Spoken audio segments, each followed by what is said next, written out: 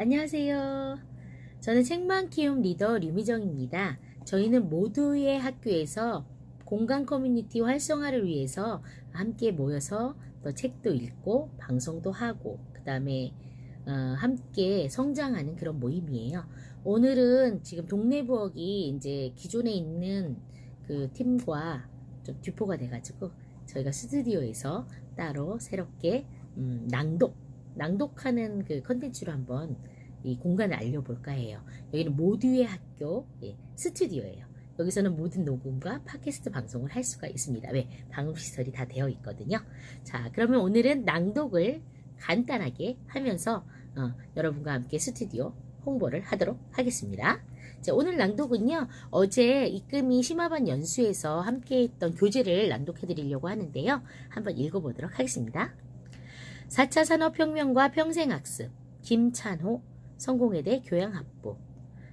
혁명, 무엇이 달라지길래?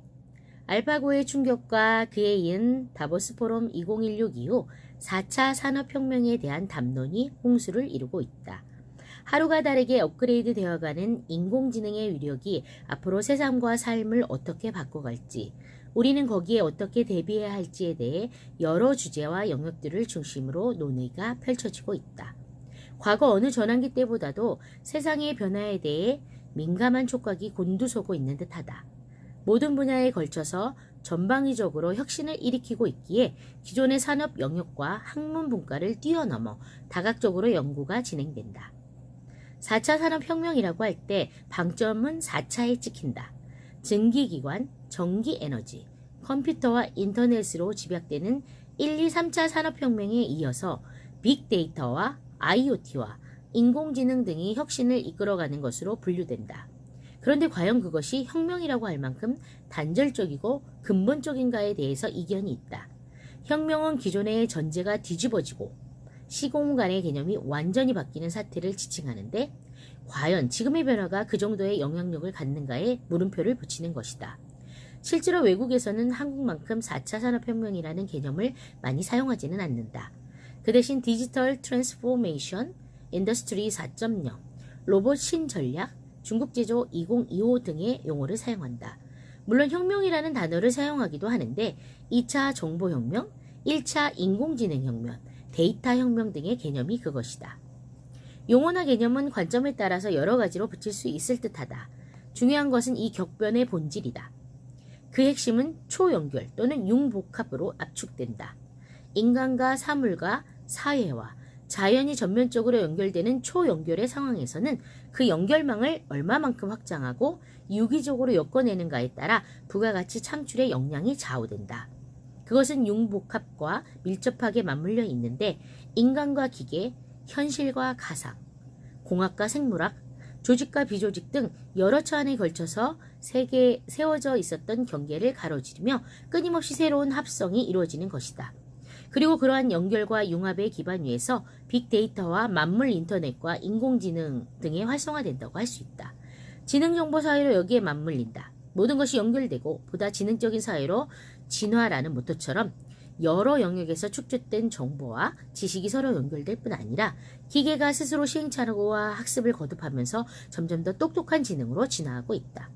인류가 문명을 건설한 바탕에는 생각하는 힘과 소통하는 기술이 뒷받침되었고 그 과정에서 만들어진 인공물들은 인간의 작업을 돕는 수단일 뿐이었다. 그런데 이제 인공물이 인간처럼 사고 기능을 갖추게 되고 상호작용의 기술, 알파고 제로는 더 이상 기교에 의존하지 않고 자기들끼리 시합을 거듭하면서 진화한다. 이런 상호작용의 기술을 발휘한다. 물론 엄밀한 의미에서 생각과 소통을 하는가에 대해서는 반론이 있을 수 있다. 그런 지적 활동은 의식을 전제로 하는데 기계가 의식을 가질 수 없기 때문이다. 다만 어떤 목적을 향하여 정보를 처리 및 가공하고 지식을 생성하는 능력은 인간은 훨씬 능가한다. 이러한 기술 혁신은 인간의 몸과 뇌의 기계로 대체하면서 노동시장에 충격을 주고 있다. 향후 일자리는 어떻게 변형될 것인가? 이민아 이사장이 칼럼을 인용한다. 맥켄지의 연구에 따르면 직업은 67%의 반복되는 업무와 4%의 창조적인 업무와 29%의 감성적인 업무로 구성된다고 한다. 이러한 세 가지 업무 중 67%의 반복되는 업무는 인공지능과 로봇으로 부분 대체가 가능하다는 것이다. 반복되는 업무가 모두 인공지능 로봇으로 대체되지 않는 이유는 고숙련 업무의 로봇화 비용과 인간의 다른 업무와의 연결 비용이 높기 때문이다. 참고로 맥킨지는 직업 전체가 대체되는 비율을 9% 정도로 제시하고 있다. 이러한 관점에서 미래 사회에서 인간은 세 가지 업무 형태 중 창조적인 업무와 감성적인 업무를 담당하고 반복되는 업무는 인공지능 로봇을 활용하는 형태로 구성될 것이라고 예측한다. 창조적 업무와 감성적 업무와 반복적 업무는 경영학에서 조직 운영에 필요한 인간의 스킬을 세 가지로 분류한 것과 대응한다. 개념 스킬, 인간적 스킬, 기술적 스킬. 그것이 이 세 가지 스킬인데 세 번째 스킬은 인공지능에 의해서 가장 많이 대체될 것으로 예측되고 결국 인간의 쓸모는 첫 번째와 두 번째의 스킬이 얼마나 잘 구사하느냐에 달려있다고 할 수 있다. 이는 세계경제포럼이 2016년 내놓은 미래직업 리포트에서 2020년에 우리에게 필요한 역량으로 제시한 10가지와 일맥상통한다.